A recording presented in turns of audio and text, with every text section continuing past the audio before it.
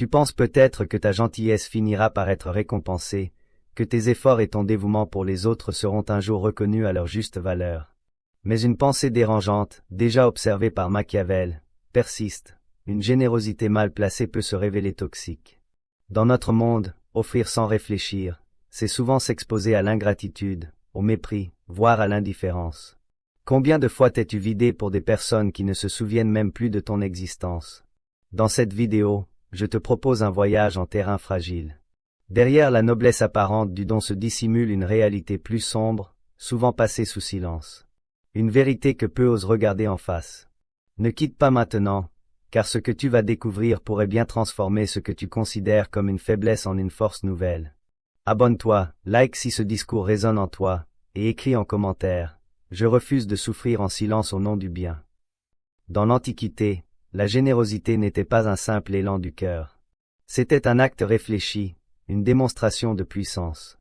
Pour les Romains, l'homme généreux n'était pas celui qui s'oubliait, mais celui qui renforçait son influence par ses gestes. Machiavel, à la Renaissance, constatait les ravages d'une certaine illusion, celle d'un don pur, désintéressé, qui conduisait souvent les plus nobles à leur perte. Il écrivait: « Celui qui veut être absolument bon parmi tant d'hommes qui ne le sont pas, ne peut manquer de périr. » Au fil du temps, cette lucidité s'est estompée, noyée dans un discours moralisateur. Aujourd'hui, on vante la bonté comme un idéal suprême, sans jamais en interroger les effets pervers. Pourtant, jamais l'être humain n'a été autant exploité émotionnellement que lorsqu'il se croit vertueux. Il est temps de lever le voile sur ce que l'époque moderne préfère taire. La générosité peut être une arme ou un piège. Tu penses agir par amour, mais si tu regardes au fond de toi, tu découvriras que chaque geste cache une attente. Derrière la main tendue, un besoin, derrière le sourire, un espoir secret. Il est temps d'explorer les failles invisibles de ton cœur, là où ta générosité commence à se lézarder. La première faille, le besoin d'être aimé à tout prix. Tu ne donnes pas toujours par bonté d'âme. Tu donnes parfois parce que tu espères qu'en étant bon, tu seras aimé. C'est là que la première brèche s'ouvre. Tu te persuades que tu aides sans rien attendre, mais au fond, tu désires être vu, reconnu, accueilli. Plus cette attente est enfouie, plus elle est puissante. Tu multiplies les gestes, tu dis oui quand tu penses non, tu donnes même quand tu n'en as plus les moyens. Parce que tu veux mériter l'affection. Parce que tu crois que le sacrifice te rendra indispensable. Tu t'imagines qu'en t'effaçant, tu seras remarqué. Mais ce que tu ne saisis pas, c'est qu'en donnant pour être aimé, tu enseignes aux autres à t'apprécier pour ce que tu offres, et non pour ce que tu es. Tu deviens une fonction, un rôle, un refuge émotionnel. Et dès que tu t'arrêtes, tu n'es plus rien. Tu crois que ta bonté te protège, mais elle t'enchaîne. Elle te pousse à négocier ton droit d'exister en donnant toujours davantage. Machiavel aurait souligné que l'amour acheté par le don est une illusion fragile, toujours prête à s'effondrer. Le vrai pouvoir, disait-il, ne mendie pas l'amour, il l'attire en restant souverain. Tant que tu donnes pour être aimé, tu n'aimes pas, tu te vends. Et cette forme de générosité, celle qui mendie l'affection, est la plus douloureuse, car elle t'épuise lentement tout en te donnant l'impression d'exister. Jusqu'au jour où tu réalises que tu n'as plus rien à offrir, sans que personne ne t'aime davantage pour autant. Alors tu comprends, tu ne t'es pas donné, tu t'es perdu. La deuxième faille, l'oubli de ta propre valeur. Tu t'es tellement habitué à percevoir les besoins des autres que tu as négligé les tiens.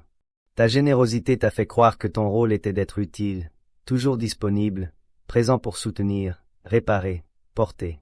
Tu es devenu l'épaule sur laquelle tout le monde s'appuie, sauf toi. Et à force de t'effacer, tu as laissé ta propre valeur s'éroder. Ce n'est pas un oubli passager, c'est un abandon silencieux. Tu t'es construit en fonction de ce que tu représentes pour les autres, et non plus pour ce que tu es. Tu prétends ne rien attendre en retour, mais au fond, tu espères qu'en aidant les autres à exister, quelqu'un finira par remarquer que toi aussi, tu existes. Tu fais passer tout le monde avant toi, convaincu que c'est noble. Mais ce n'est pas de la noblesse, c'est une forme d'autodestruction douce, déguisée en bonté. Tu préfères t'éteindre progressivement plutôt que de briller seul. Tu préfères offrir la lumière plutôt que d'en réclamer. Pourtant, chaque fois que tu t'ignores, tu enseignes au monde à en faire autant. Chaque fois que tu te tais pour laisser parler un autre, tu signales que ta voix est secondaire.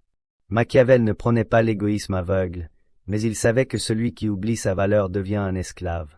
La générosité devient toxique quand elle t'oblige à te diminuer pour élever les autres. Si tu dois t'effacer pour que quelqu'un brille, ce n'est pas de l'amour, c'est une hiérarchie déguisée. Un jour, tu te réveilles avec le vertige de n'être plus qu'un pilier sans fondation. C'est à ce moment que tout s'écroule, et personne ne comprend pourquoi. Parce que ton oubli de toi était silencieux, invisible, accepté, jusqu'à ce qu'il devienne insupportable. La troisième faille, l'absence de discernement.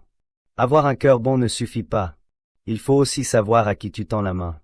Mais voilà, ta générosité, souvent, ne choisit pas. Elle donne, elle s'élance, elle console tout ce qui pleure, relève tout ce qui tombe, sans jamais se demander, cette personne mérite-t-elle mon énergie? Ce n'est pas cruel, c'est vital. Car à force d'aider sans filtre, tu t'épuises pour ceux qui ne souhaitent même pas guérir. Tu crois sauver, mais parfois tu alimentes des dépendances, des manipulations, des cercles vicieux. Tu deviens le carburant de leur paresse ou de leur domination. Plus tu donnes, plus ils prennent. Tu te retrouves enfermé dans des relations où ton aide devient une obligation, un contrat moral que tu n'as jamais signé. Tu t'attaches à des personnes qui ne veulent pas changer, mais qui savent que tu ne les abandonneras jamais. C'est ainsi que la bonté devient une prison. Et toi, tu n'oses pas reculer, car reculer, à tes yeux, c'est trahir, c'est abandonner. Tu confonds fidélité et sacrifice, loyauté et aveuglement. Machiavel savait que le discernement est la clé du pouvoir. Il ne suffit pas d'être juste, il faut savoir quand, comment et à qui appliquer cette justice. Toi, tu appliques ton amour comme un remède universel, et tu oublies qu'un poison, même doux, reste un poison s'il est mal administré. Aider quelqu'un qui refuse l'aide, c'est jeter des perles au pourceau. Ce proverbe n'est pas un jugement, c'est un avertissement. Si tu veux que ta bonté ait un sens, elle doit avoir une cible claire, une intention maîtrisée. Sinon, elle devient un torrent incontrôlable qui finit par te submerger. La quatrième faille, le renversement du pouvoir. Tu crois que celui qui donne détient le pouvoir, mais ce n'est vrai que si le don est libre, mesuré, maîtrisé. Lorsque tu donnes sans limite, sans cadre, sans stratégie, tu inverses les rôles. Tu passes de souverain à serviteur. Celui qui reçoit devient celui qui dicte. Il s'habitue, il exige, il méprise, car il n'a pas eu à mériter ce qu'il a reçu. Et toi, tu continues. Tu multiplies les gestes, pensant que plus tu offres, plus tu seras respecté. Mais dans la psyché humaine, la gratitude a une durée de vie limitée. Au bout d'un moment, ce que tu donnes ne touche plus, il devient un dû, et toi, tu deviens invisible. C'est le piège, le don se transforme en dette, non pour celui qui reçoit, mais pour toi. Tu te sens obligé de continuer, de prouver, de maintenir une image de bonté. Plus tu t'enfonces, plus tu perds le contrôle. Machiavel l'avait compris. Dans le jeu des influences, il vaut mieux être craint qu'aimé. Non par cruauté, mais parce que la crainte établit des limites, là où un amour mal interprété n'en pose aucune. Lorsque tu donnes sans faire respecter ta valeur, tu enseignes à l'autre que tu es corvéable, disponible, manipulable. Même si tu continues à donner, tu sens que quelque chose s'est brisé. Ton autorité, ton mystère, ton intégrité. Aimer ne suffit pas. Il faut savoir te protéger dans l'amour, sinon tu seras trahi par ceux que tu as le plus aidés, et tu n'auras que ton silence pour pleurer. La cinquième faille, l'épuisement émotionnel et la solitude. Au début, tu donnes avec enthousiasme. Tu ressens cette chaleur intérieure, cette impression d'être utile, d'avoir un rôle. Les autres t'appellent, te sollicitent, s'appuient sur toi. Tu es leur roc, leur présence rassurante. Mais avec le temps, quelque chose change. Tu n'as plus la même énergie, pourtant les demandes persistent. Tu souris encore, mais c'est un sourire vide. Tu écoutes, tu aides, mais ton âme se fatigue. Tu voudrais parfois dire non, mais tu n'oses pas. Tu crains de décevoir, de perdre ton image de bonne personne. Alors tu continues, même lorsque ton propre monde s'effondre en silence. Et un jour, tu regardes autour de toi, il n'y a personne. Personne pour porter ton fardeau. Personne pour te demander comment tu vas. Tu t'es rendu indispensable à tous, sauf à toi-même. Tu es devenu la colonne des autres, mais sans appui pour toi. L'épuisement devient ta norme. L'isolement devient ta prison. Et tu continues à donner par habitude, par devoir, par peur de ne plus exister autrement. Machiavel, lui, se serait arrêté. Il aurait compris que l'homme épuisé n'inspire pas le respect, mais la pitié ou l'indifférence. Il aurait transformé cette fatigue en stratégie, cette solitude en puissance. Toi, tu te contentes de survivre. Tu crois encore que l'amour viendra en récompense, mais l'amour véritable commence par le respect. Et le respect ne naît pas du sacrifice, il naît de la clarté. Si tu ne poses pas de limites, tu t'effondreras dans un silence que personne ne comprendra. Tu diras que les autres t'ont laissé tomber, alors qu'en réalité, tu ne leur as jamais montré comment t'aimer autrement que dans le besoin. Ce n'est pas toi qu'ils aimaient, c'était ton utilité. Et quand celle-ci s'éteint, ton nom s'efface. La 6e faille, la culpabilité d'arrêter de donner. Même au bord de l'effondrement, même quand tu sens que tu n'en peux plus, une voix en toi murmure. Tu ne peux pas abandonner. Il compte sur toi. Et tu crois cette voix noble. Mais c'est une prison. Elle te fait culpabiliser chaque fois que tu veux penser à toi. Elle te rappelle tout ce que les autres endurent, tout ce qu'ils attendent de toi. Et toi, tu ravales tes besoins, tu repousses ton repos, tu sacrifies tes limites. Tu considères ton mal-être comme une phase, un détail, parce que tu crois que cesser de donner, c'est devenir égoïste. Tu t'es construit sur cette générosité au point que l'idée de t'en détacher te donne le vertige. Qui es-tu si tu ne donnes plus? Qui es-tu si tu poses des limites? Tu as peur d'être perçu comme dur, froid, distant. Alors tu continues par devoir, par habitude, par peur. Et chaque jour, tu t'éloignes un peu plus de toi-même. Machiavel savait que la culpabilité est une arme utilisée par ceux qui veulent maintenir l'autre dans une servitude affective. Elle ne vient pas toujours de l'extérieur, elle peut naître en toi comme une dette intérieure envers le monde. Mais le monde ne t'a pas demandé de mourir pour lui. Il t'a simplement laissé croire que ton rôle était de toujours dire oui. Tant que tu croiras que t'arrêter de donner est une trahison, tu ne te sauveras jamais. Et tant que tu te jugeras coupable d'exister pour toi, tu resteras l'ombre de toi-même, un bon serviteur, jamais un roi. La 7e faille, l'illusion que le monde fonctionne selon ta bonté. Tu crois, au fond de toi, qu'en étant bon, le monde finira par te traiter avec justice. Tu crois que l'univers te rendra ce que tu donnes, que les autres finiront par te comprendre, t'honorer, t'aimer comme tu les as aimés. Mais la vérité, c'est que le monde ne suit pas la loi de ton cœur, il suit ses propres règles. Et dans ce monde, ceux qui donnent sans comprendre les règles du jeu sont souvent les premiers sacrifiés. Tu veux croire que la bonté attire la bonté, mais trop souvent, elle attire les prédateurs, ceux qui repèrent ta lumière comme une faille à exploiter. Et toi, tu continues, obstiné, fidèle à tes principes, persuadé que le bien triomphe toujours à la fin. Mais ce n'est pas toujours le cas. Il arrive que le bien soit crucifié, trahi, abandonné, sans qu'aucune justice ne vienne réparer les choses.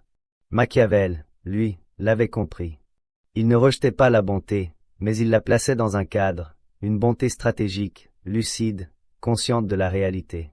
Pas une bonté naïve, jetée au monde comme une offrande sans protection. Toi, tu crois encore que si tu fais tout bien, personne ne te blessera. Et chaque fois que tu es trahi, tu tombes de haut. Tu refuses de voir que ta vision du monde est un rêve d'enfant. Le monde ne répond pas à la bonté, il répond à la puissance. Et la vraie puissance, c'est de savoir quand être bon, avec qui, et jusqu'où. Ce n'est pas abandonner l'amour, c'est le renforcer, le purifier, le rendre exigeant.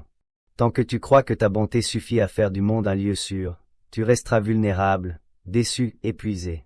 Il est temps d'ouvrir les yeux, de choisir de donner sans te renier, et d'apprendre que la bonté, pour être vraie, doit être protégée. Tu as vu les blessures visibles de ta générosité, mais il existe une autre couche, plus profonde, plus insidieuse, celle que tu ne remarques pas, car elle se cache derrière tes plus beaux gestes.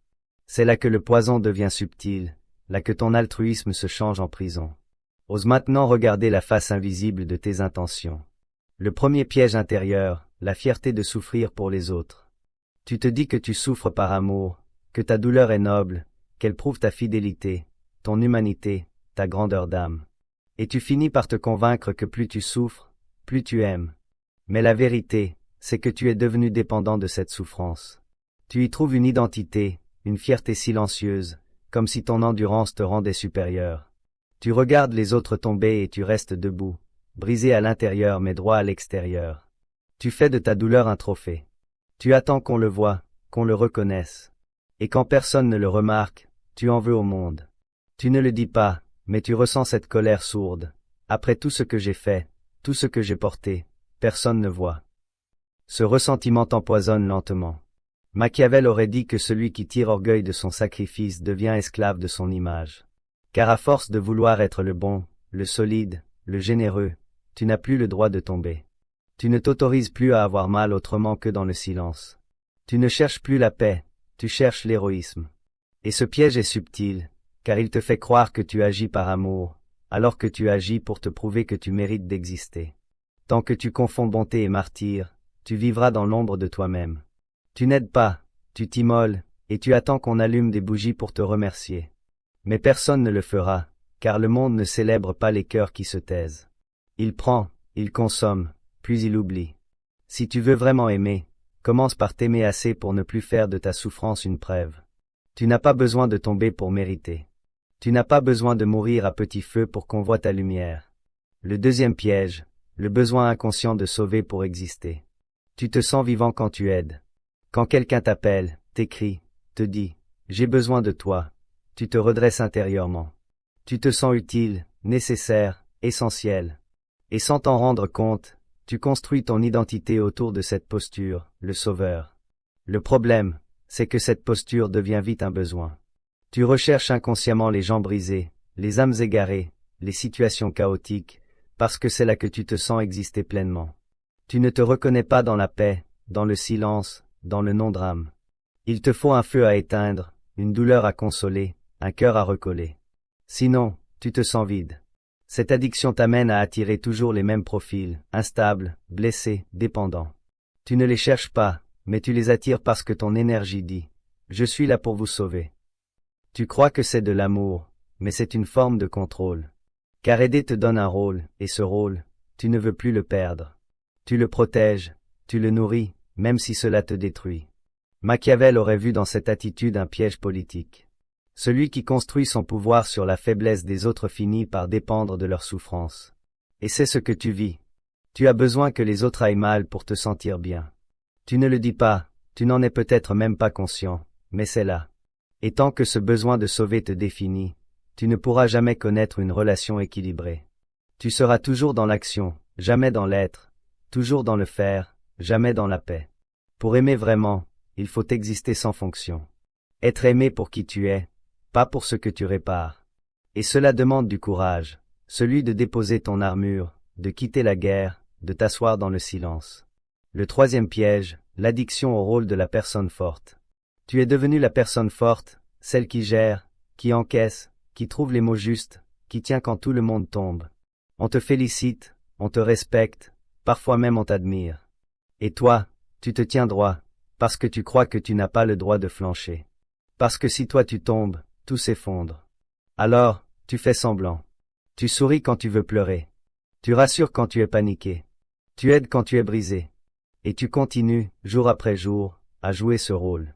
Mais ce rôle est devenu une prison. Car plus tu montres que tu es fort, moins les autres te voient comme humain. Ils te consultent, mais ne te consolent jamais. Ils prennent, mais ne rendent rien. Ils s'appuient sur toi, mais ne te demandent jamais si tu tiens encore debout. Et tu ne le leur reproches pas, parce que tu es enfermé dans ton propre mythe.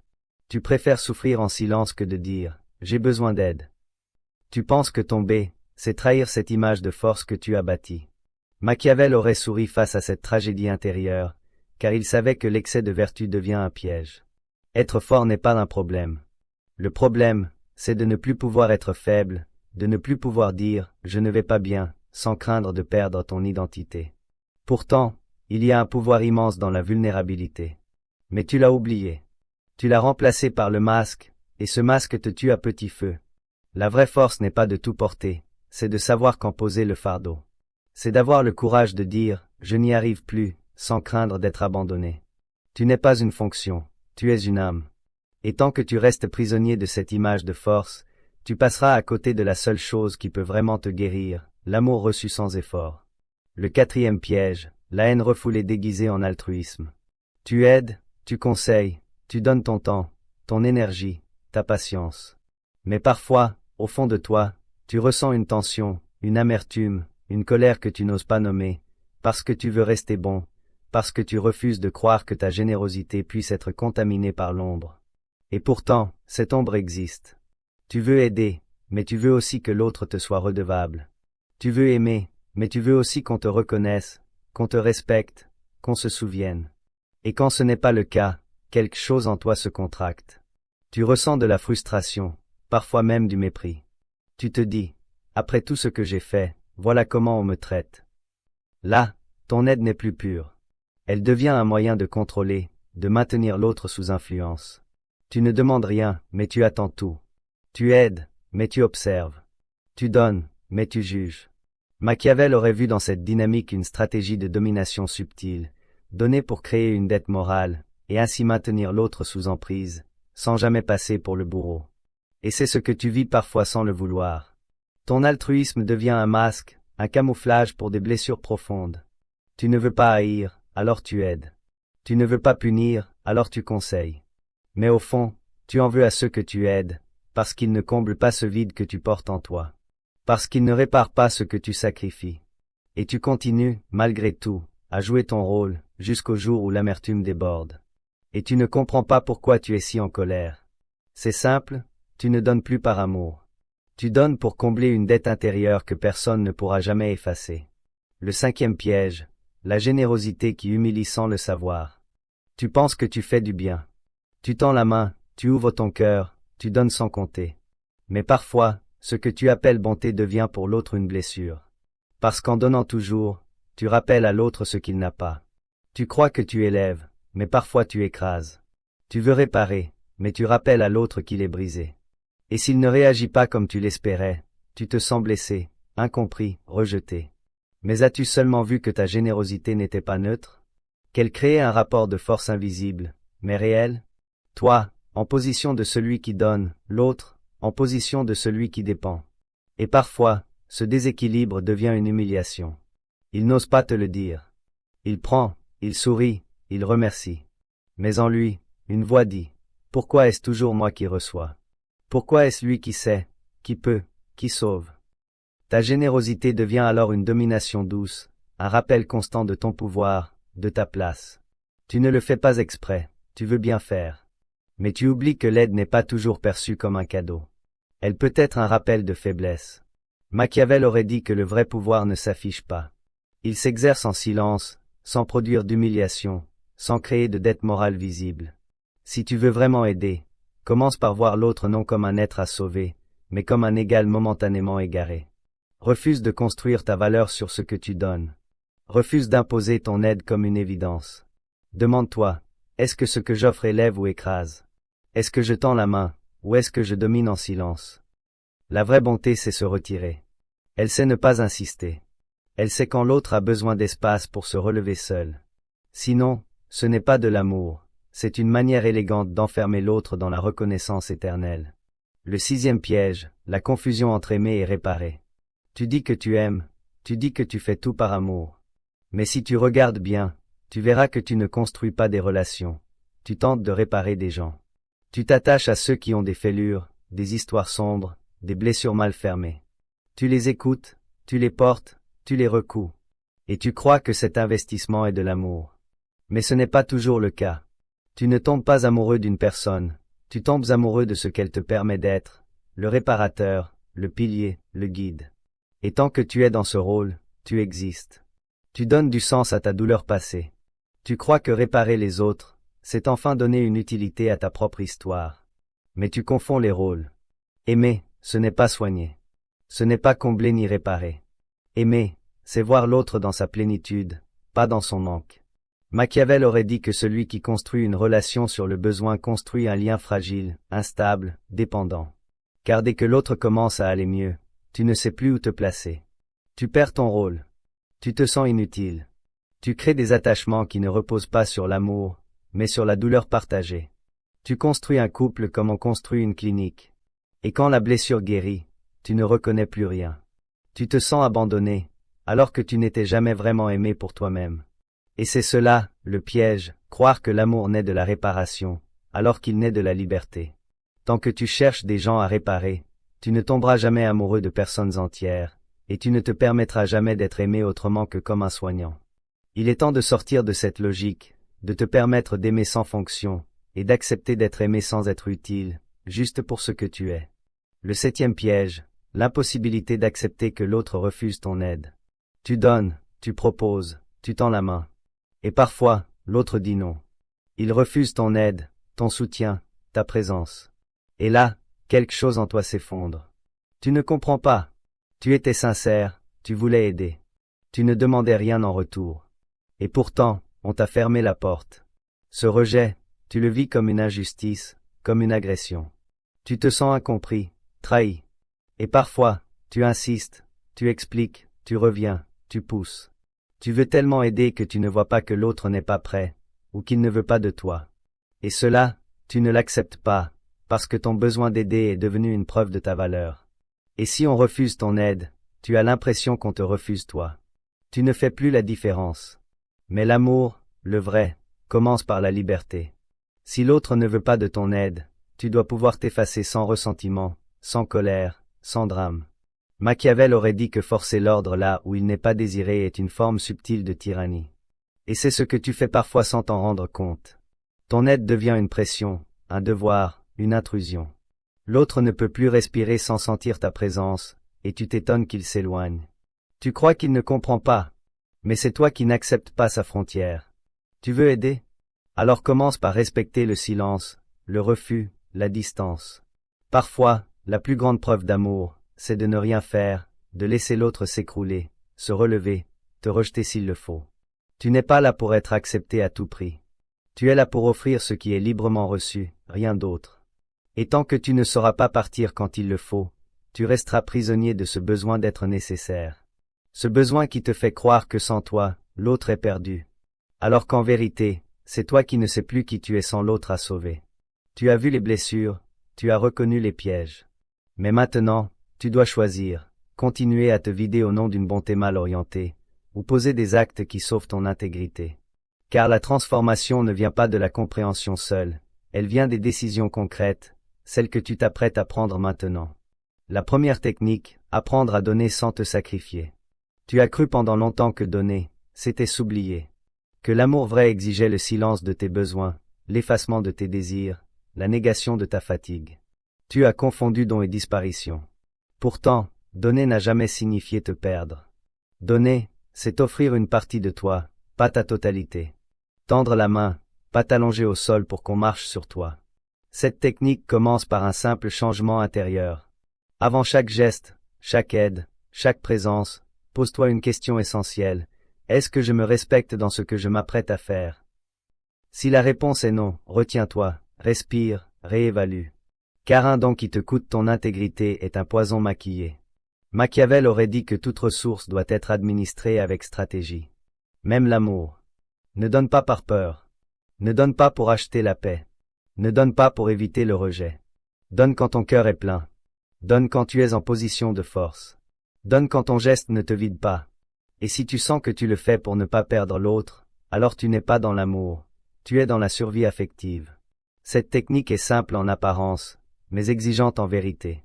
Elle demande que tu mettes ta valeur au même niveau que celle des autres, que tu arrêtes de croire que t'effacer est une preuve d'amour.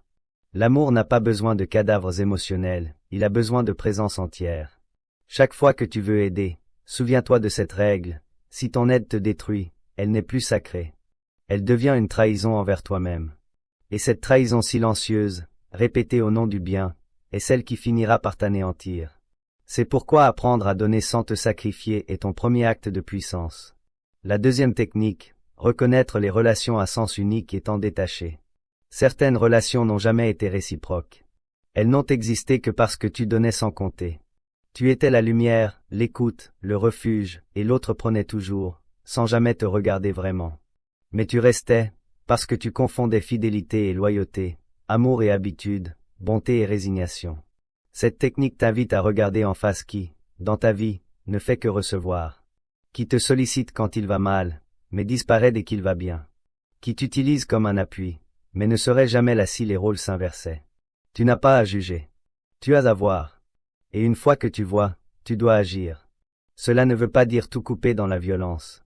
Cela veut dire retirer ton énergie, ton attention, ta présence, là où elle est maltraitée. Machiavel ne conseillait pas la rupture brutale, mais la retraite stratégique. Ne te sacrifie plus dans l'espoir que la personne changera. Si elle n'a pas vu ta valeur après tout ce que tu as donné, elle ne la verra jamais. Et ce n'est pas à toi de la convaincre, c'est à toi de protéger ton feu intérieur. Il y a des relations qui consument lentement, comme une fumée invisible. Elles ne t'agressent pas, elles t'usent. Chaque silence, chaque non-dit, chaque absence te rappelle que tu n'es qu'un outil. Et tu continues, parce que tu espères que cette fois, ce sera différent. Mais rien ne change, car toi, tu ne changes pas.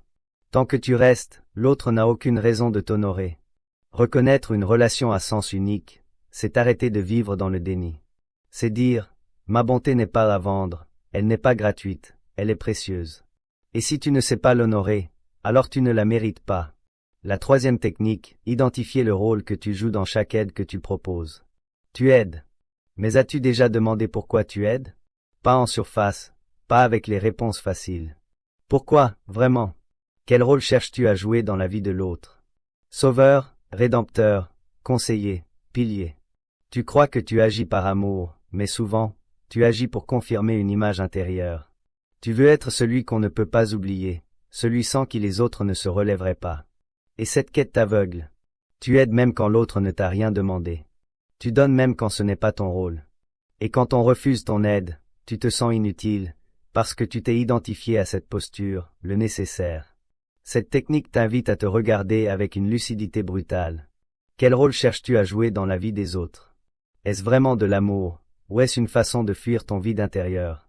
Machiavel aurait dit que chaque action humaine est une pièce sur l'échiquier du pouvoir. Et toi, tu penses être hors du jeu, mais tu y es chaque fois que tu aides pour exister. Aider peut devenir une stratégie de contrôle, même douce, même silencieuse. Tu maintiens l'autre dans une dépendance pour ne pas être abandonné. Tu crées des dettes affectives pour être sûr de rester dans l'histoire. Mais ce n'est pas de l'amour, c'est de la peur. Cette technique exige que tu poses chaque geste avec conscience. Pas pour te sentir exister, pas pour que l'autre t'appartienne, pas pour te rendre indispensable, mais parce que tu as quelque chose à offrir, et que tu le fais librement. Le jour où tu peux aider sans jouer de rôle, sans te projeter comme sauveur, c'est que tu es enfin libre. Libre d'aimer sans manipuler, libre de te retirer sans te sentir rejeté, libre d'exister même dans le silence. La quatrième technique, oser dire non, même quand ton cœur veut dire oui. Tu as cette impulsion, ce réflexe presque immédiat, oui. Dès que quelqu'un demande, tu te rends disponible. Dès qu'un besoin se présente, tu réponds. Tu crois que ton cœur te pousse à aimer, mais en réalité, tu n'as jamais appris à dire non. Tu confonds bonté et abandon de soi. Cette technique ne consiste pas à devenir dur, froid ou insensible. Elle consiste à introduire une frontière sacrée entre toi et le monde. Une frontière invisible, mais ferme. Tu as le droit de ne pas être prêt. Tu as le droit de ne pas vouloir. Tu as le droit de dire, pas maintenant. Ce n'est pas juste pour moi. Je ne me sens pas en paix avec ça. Ce n'est pas un crime, c'est un acte de survie intérieure. Machiavel aurait dit que celui qui ne pose jamais de limites sera toujours gouverné. Et toi, tu t'es laissé gouverner par la peur de blesser, par la peur d'être mal vu, mal aimé. Mais chaque oui prononcé contre ton ressenti est une trahison silencieuse. Une blessure que tu te fais en croyant protéger l'autre. Et à force, tu deviens un fantôme dans ta propre vie, présent partout, sauf en toi. Dire non demande du courage, du sang-froid, une honnêteté radicale. Cela ne veut pas dire que tu n'aimes pas. Cela veut dire que tu te respectes assez pour ne plus t'effacer dans l'amour. Tu ne sauveras personne en te niant. Tu ne construiras rien de vrai sur une base de compromis intérieur. Cette technique est simple, mais puissante. Respire avant de répondre. Écoute ton corps. Sens si ton oui est vrai, ou s'il est un déguisement de peur. Et si tu sens que le non t'appelle, même faiblement, alors prononce-le avec calme, avec dignité. Ton monde ne s'écroulera pas, mais ta colonne vertébrale intérieure, elle, commencera à se redresser. La cinquième technique, t'autoriser à recevoir sans honte. Tu es à l'aise pour donner, tu es même doué pour cela. Mais recevoir, vraiment recevoir, te met mal à l'aise. Tu te sens coupable, redevable, presque sale, comme si accepter le bien qu'on t'offre te rendait faible, dépendant, vulnérable. Alors, tu refuses, tu minimises, tu dis merci, mais tu repousses le geste, le cadeau, la parole. Parce que tu as appris à te construire en donnant, pas en accueillant. Mais cette posture t'enferme dans une boucle injuste. Tu donnes à tous, mais tu ne laisses personne te nourrir. Et tu t'étonnes ensuite de te sentir seul, vidé, invisible. Machiavel aurait dit que celui qui ne sait pas recevoir ne pourra jamais régner. Car recevoir, ce n'est pas s'abaisser, c'est reconnaître ta propre valeur. C'est dire, je mérite aussi l'attention, l'amour, le soin. Cette technique te demande un renversement intérieur. Autorise-toi à être touché. Laisse quelqu'un prendre soin de toi sans te sentir obligé de rendre immédiatement. Laisse un compliment t'habiter. Laisse une main sur ton épaule, un regard sincère, un mot doux pénétrer ton mur. Ce n'est pas de la faiblesse, c'est de l'équilibre. Et si tu n'apprends pas à recevoir, tu te condamnes à une générosité unilatérale, où tu es toujours le soleil, mais jamais le jardin. Tu n'es pas une source intarissable. Tu es un être humain, et tu as besoin, toi aussi, d'être aimé sans condition, de pleurer dans les bras de quelqu'un, de ne rien faire et de savoir que tu comptes quand même. Cette technique, tu ne l'apprendras pas dans les livres. Tu dois la vivre, la risquer. Et au début, ce sera inconfortable. Mais un jour, tu te surprendras à dire merci sans peur, sans honte. Et tu verras, dans les yeux de l'autre, non pas ton infériorité, mais ton humanité. La 6e technique, installer des rituels de recentrage pour préserver ton énergie. Tu vis constamment tourné vers l'extérieur. Les demandes, les urgences, les problèmes des autres t'aspirent. Tu es là tout le temps pour tout le monde. Et toi, quand as-tu pris soin de ton âme pour la dernière fois? Cette technique est simple. Chaque jour, même brièvement, tu dois revenir à toi. Revenir, c'est te retrouver. C'est fermer les yeux et sentir ton propre souffle. C'est écrire ce que tu ressens, au lieu d'absorber ce que les autres projettent. C'est prier, marcher seul, respirer en silence, lire un mot qui te recentre. Ce n'est pas un luxe, c'est une nécessité. Machiavel n'aurait pas parlé de spiritualité, mais il aurait compris le principe. Celui qui donne sans se recharger perd sa clarté, son jugement, son pouvoir. Tu ne peux pas être lucide dans l'épuisement. Tu ne peux pas aimer juste dans le chaos. Et pourtant, tu continues, comme si ta propre paix était secondaire. Non, elle est centrale. Ces rituels ne doivent pas être longs, ils doivent être réguliers. 5 minutes pour écouter ton cœur. 3 lignes pour te confier à Dieu.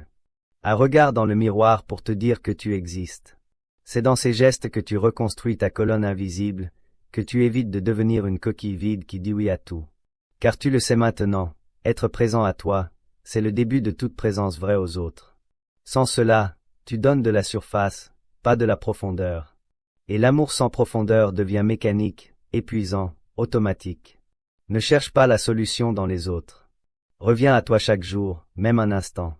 Et tu verras, ta générosité changera. Elle ne sera plus une fuite, elle deviendra un choix, une force enracinée. La 7e technique, transformer ta bonté en force silencieuse. Tu n'as pas besoin de crier que tu es bon. Tu n'as pas besoin de le prouver, de le démontrer, de le revendiquer. La vraie bonté ne cherche pas l'applaudissement. Elle rayonne simplement. Mais pour cela, elle doit devenir une force intérieure, stable, invisible. Tant que ta générosité dépend du regard de l'autre, elle est fragile. Tant qu'elle se manifeste dans le besoin d'être vue, reconnue, aimée, elle est vulnérable. Cette technique t'invite à un changement profond. Cesse d'offrir pour être quelqu'un. Offre parce que tu es déjà. Sois bon sans justification. Aime sans te justifier.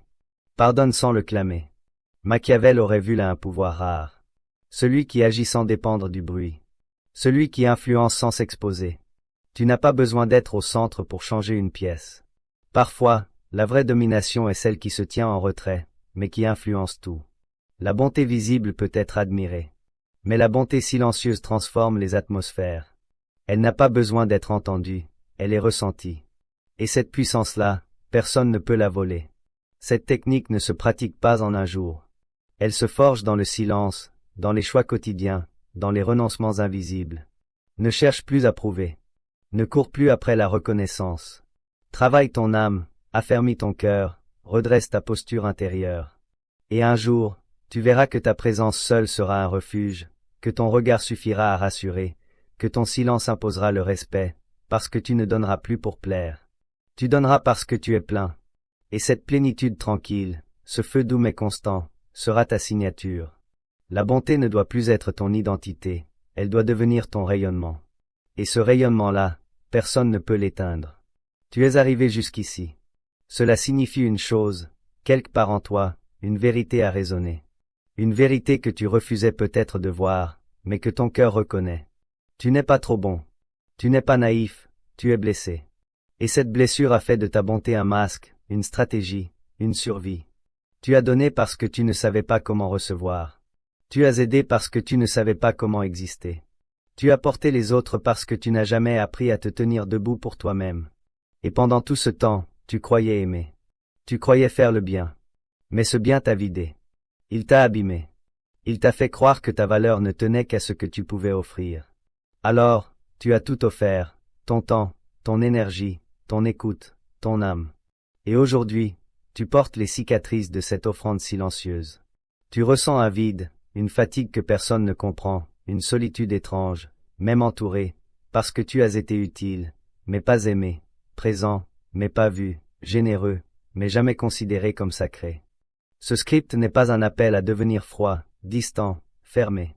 Ce n'est pas une glorification de l'égoïsme, c'est un appel au réveil. Un cri pour que tu arrêtes de faire de ta lumière une source gratuite que tout le monde peut épuiser. Pour que tu transformes ta bonté en territoire sacré. Pour que tu comprennes que chaque oui que tu offres est un pacte, et que tu as le droit de ne plus signer. Le droit de reprendre ton souffle. Le droit de dire stop sans devenir un traître. Car celui qui donne sans limite finira toujours sacrifié sur l'autel de sa propre bonté. Tu n'es pas ici pour t'épuiser à sauver ceux qui refusent d'être sauvés. Tu n'es pas ici pour remplir les autres en te vidant. Tu es ici pour incarner un amour vrai, enraciné, lucide. Un amour qui se choisit, qui se respecte, qui sait se retirer quand c'est nécessaire. Machiavel n'a jamais dit que la bonté était inutile. Il a dit qu'elle devait être armée, armée de discernement, armée de limites, armée de stratégie. Et aujourd'hui, tu as cette stratégie. Tu as vu les pièges, tu as ressenti les failles, tu as reçu les techniques. Maintenant, la question est simple, que vas-tu faire de tout ça? Vas-tu continuer à t'oublier au nom du bien, ou vas-tu redevenir le gardien de ta propre lumière?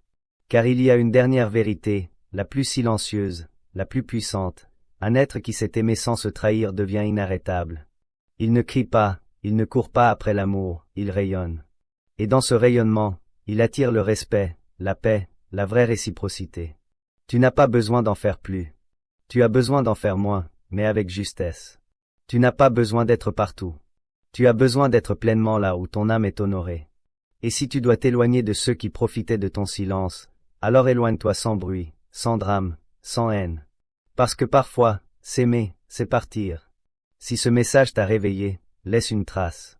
Abonne-toi pour continuer ce chemin de transformation. Partage cette vidéo à quelqu'un qui donne trop. Et surtout, écris en commentaire cette phrase. Je choisis de donner sans me trahir. Car ce n'est pas un simple mot, c'est un pacte. Et ce pacte, aujourd'hui, peut changer ta vie,